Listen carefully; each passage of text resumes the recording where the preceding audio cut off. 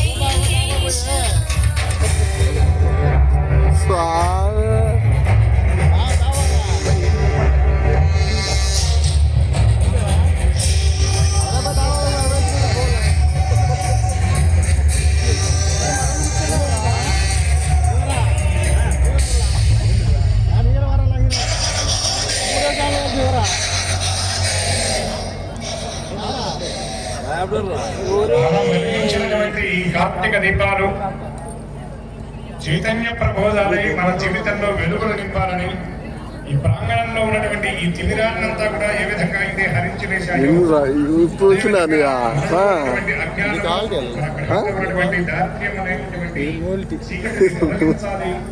ఈ దీప్తులు మనకు స్ఫూర్తులుగా నిలవాలని అందరం ప్రార్థిద్దాం. ఒకసారి దీపలక్ష్మి ధ్యానం చెప్పి అమ్మవారికి యథాశక్తి ఉపచారాలతో అర్చన చేద్దాం. అందరం చెప్పండి. అగ్నిరూప మహాగౌరీ కార్పాసస్తు సరస్వతి తైలవర్ణ మహాలక్ష్మి. అమ్మకు ధ్యానం చెప్పేటప్పుడు మనం వెలుగెత్తి చెప్పాలి.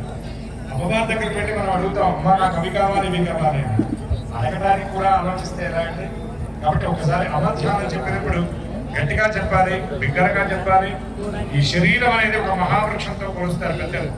ఈ మహావృక్షాన్ని ఆశ్రయించినటువంటి పాపాలు అనేటటువంటి పక్షులు వెళ్ళాలి. మన నిబద్ధ పడుతున్నటువంటి ఈ పక్షులు వెళ్ళాలంటే మనం భగవత్ శ్లోకాలు ఎప్పుడు కూడా గట్టిగా బిగ్గరగా చెప్పాలి. అప్పుడే ఈ పాపాలు అనే పక్షులు వెళ్ళిపోతాయి. ఎవరిని ఇక్కడ ఉన్నారు కదా.